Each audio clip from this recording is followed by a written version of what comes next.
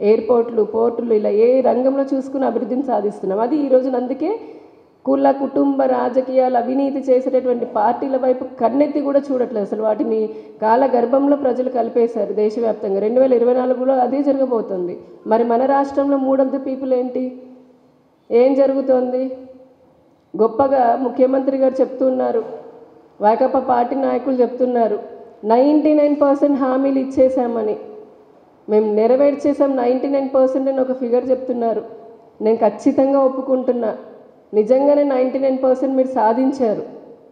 దేంట్లో అంటే మీరు చెప్పినటువంటి సంక్షేమ పథకాల్లో కాదు. మీకు అసలు సంక్షేమం, అభివృద్ధి అనేవి 2 ఉంటాయని కూడా కనీస స్పృహ లేదు వైకాపా పార్టీకి. అందుకనే ఆదాయాన్ని ఇచ్చేటటువంటి అభివృద్ధిని వదిలేసి కేవలం ఓటు బ్యాంకు కోసం అన్నట్టుగా సంక్షేమ పథకాలను పెట్టారు, నవరత్నాలని. పోనీ ఆ నవరత్నాల్లో ఒక్క రత్నాన్నైనా సరే హామీని పూర్తిగా నెరవేర్చారంటే అది కూడా నెరవేర్చలేదు. వారికి అత్యధికమైనటువంటి ఆదాయాన్ని ఇచ్చే ఒక మణిరత్నం మద్యపాన నిషేధం అన్నారు. అంచెలంచెలుగా మద్యపాన నిషేధంగా జరిగింది. అంచెలంచెలుగా వారి ఆదాయం పెరిగింది. అంచెలంచెలుగా ప్రతి గ్రామంలో, ప్రతి వాడల్లో, ప్రతి రోడ్డు పైన మద్యం ఏరులై పారుతుంది. ఈ విషయంలో ఖచ్చితంగా 99% మీరు సాధించారు సక్సెస్. ఏది? మీ జేబులు నింపుకోవడానికి, మహిళల పుస్తలు తెంపడానికి, వారి ప్రాణాలు తీయడానికి, భర్తల ప్రాణాలు తీయడానికి. ఇంకో 99% కూడా చూద్దాం. రాష్ట్రంలో ఉన్నటువంటి ప్రభుత్వ భూములు ఏవైతే ఉన్నాయో, కొన్ని ప్రైవేటు భూములు కూడా పాపం 99% భూ కబ్జా చేయడంలో సక్సెస్ సాధించారు. ఇది కూడా ఒప్పుకుంటున్నాం. 99% సక్సెస్ని మీరు ఈ రాష్ట్రంలోని ఇసుకని కొల్లగొట్టడానికి సాధించారు. ఎక్కడ చూసినా లక్షల కొద్దీ లారీలు, లక్షల టన్నుల కొద్దీ ఇసుకని ఇష్టారాజ్యంగా తవ్వేసుకున్నారు, పంపించుకున్నారు, అమ్ముకున్నారు, అక్రమంగా అర్జన చేస్తారు, డబ్బులు సంపాదించుకున్నారు, లక్షల కోట్ల రూపాయలు. ఇందులో కూడా సక్సెస్ అయ్యారు. 99% మైనింగ్ విషయంలో రాష్ట్రంలో ఏ కొండ కనపడినా పాపం అయిపోయింది. అసలు కొండలు గుట్టలను కాకుండా మొత్తం ఊడ్చుకుపోయే. ఇంకా భవిష్యత్తులో కొండలు అని అంటే పిల్లలకి మనం చూడడానికైనా పుస్తకాల్లో లేదంటే గూగుల్లో ఇమేజెస్ వెతుక్కోవాలి. ఒకప్పుడు ఆంధ్రప్రదేశ్లో కొండలు ఉండేవి అని. అలాంటి వ్యవస్థది. దాంట్లో కూడా మీరు 99% సక్సెస్ సాధించారు. ఇంకో 99% విపరీతమైన పన్నుల మూత విధించడమే కాకుండా పెట్రోల్, డీజిల్ లాంటి పైన వ్యాట్ని బాగా పెంచి పక్క రాష్ట్రాలతో పోల్చుకుంటే ప్రజల రక్తాన్ని పెనడంలో 99% మీరు సక్సెస్ సాధించారు. 99% సక్సెస్ ఇంకా సాధించారు. దేంట్లో? అక్రమ కేసులు పెట్టి సామాన్య ప్రజలపైన కూడా దాడులు చేస్తూ అన్ని వర్గాల ప్రజలని, వారికి ఆదాయ వనరుల్ని కూడా తీసేసి చెత్త పన్నని, ఈ పన్నని, ఆ పన్నని, కరెంటు ఛార్జీలు పెంచుకుంటూ ఇలాగా ప్రజల రక్తాన్ని జలగల్లాగా పట్టి పీడించడంలో 99% సక్సెస్ అయ్యారు. ఇంకా అట్లా చెప్పుకుంటూ పోతే మీ 99% సక్సెస్ని 99 రోజులు కాదు 999 రోజులు చెప్పొచ్చేమో. ఈ రాష్ట్రంలో మీరు సాధించినటువంటి ఘన విజయాలని, ఆ 99% సక్సెస్ని మళ్ళీ ఇంకా కూడా మరి ఏ మొహం పెట్టుకొని సిద్ధమా అని వెళ్తున్నారు అనిపిస్తుంది. నిజంగానే సిద్ధమేమో మీరు. ఏది? ఆ మిగిలిపోయిన 1% వనరుల్ని కూడా కొల్లగొట్టడానికి సిద్ధంగా ఉన్నారు మీరు.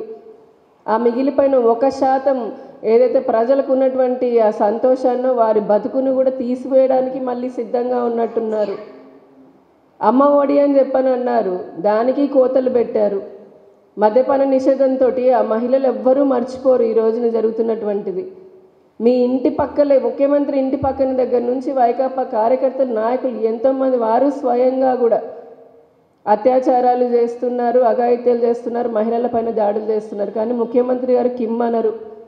ఎందుకంటే వారి పార్టీ నాయకులు, కార్యకర్తలు కాబట్టి.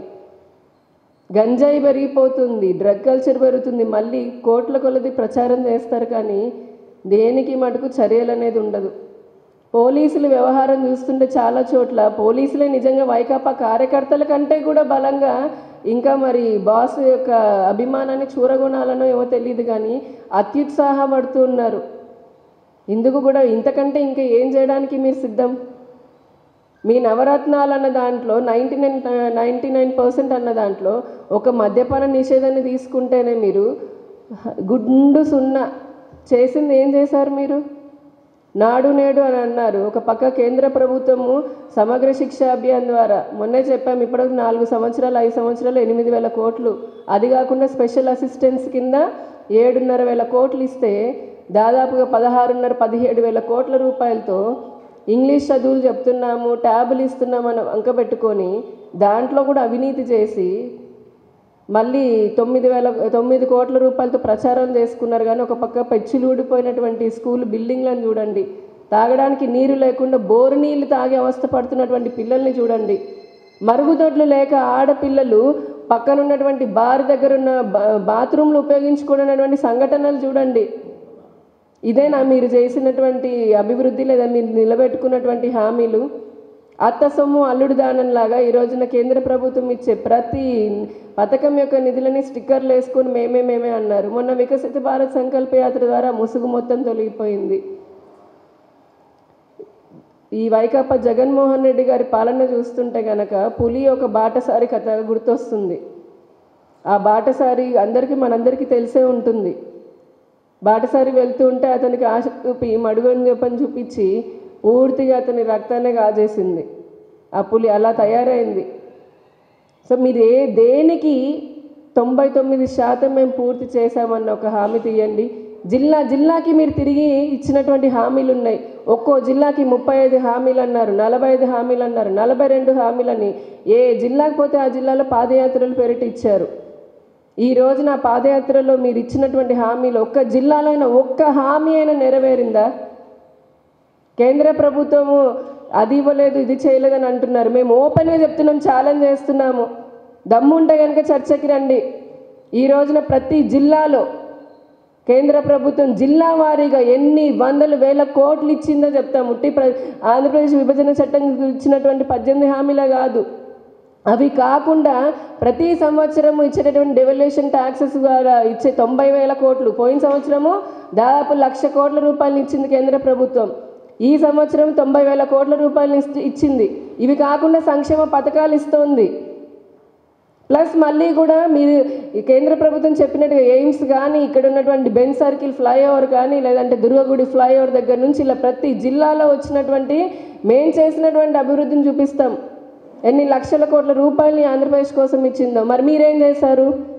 దొంగ హామీలు చెప్పుకుంటూ చేతగానటువంటి తెలిసినా చేతగాని హామీలు ఇచ్చి ఈ రోజుకి ప్రజల్ని మభ్యపెట్టాలని మళ్ళీ సిద్ధమా అని అడుగుతున్నారు. ప్రజలైతే సిద్ధంగా ఉన్నారు మిమ్మల్ని ఇంటికి పంపించడానికి. మీరు చేసినటువంటి మీరు పాలన మొదలుపెట్టిన రోజు నుంచి ఈ ఇసుక రేట్లని పెంచి పేద మధ్యతరగతి వాడికి ఇసుక దొరకకుండా భవన నిర్మాణ కార్మికుల పొట్టగొట్టిన దగ్గర నుంచి కూడా ఈ రోజు వరకు మీరు చేస్తున్నటువంటి దారుణం, ఇంత నియంతృత్వ పరిపాలన, ఇంత దాష్టికాలు ఏ ఒక్క ప్రజలు మర్చిపోలేదు ఈ రాష్ట్రంలో. ఈరోజు మూడ్ ఆఫ్ ద స్టేట్ అదే. మీరు ఇచ్చినటువంటి ప్రతి హామీకి, మీరు చేసిన నమ్మక ద్రోహానికి, ఆయన విశ్వాసానికి ప్రతీక అని చెప్పుకుని ఉన్నాడు. విశ్వాసానికి ప్రతీక కాదు, విశ్వాసఘాతుకానికి బ్రాండ్ అంబాసిడర్ ఈ వైసీపీ పార్టీ. నమ్మకం ఉంచండి, ఏనంటే నమ్మకం అని చెప్పుకుంటారు. కాదు, మీరు నమ్మక ద్రోహం చేసేటటువంటి పాలన మీది.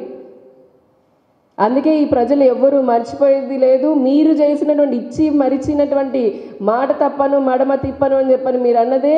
ప్రజలందరూ కూడా మీరు ఎన్నిసార్లు మాట ఇచ్చారో, ఎన్నిసార్లు మాట తప్పారో అవన్నీ కూడా ఓటు రూపంలో మీకు చెప్పడానికి సిద్ధంగా ఉన్నారు. ఇటువంటి అరాచక పాలనకి ఇంటికి పంపించడానికి కూడా ప్రజలు సిద్ధంగా ఉన్నారని తెలుసుకొని ఇప్పటికైనా సరే ఈసారైనా ప్రజలని దయచేసి మోసంతో వేసి మరీ అధికారంలోకి రావాలని చూడకండి. అసలు ఈసారి అటువంటి అవకాశమే మీకు లేదు.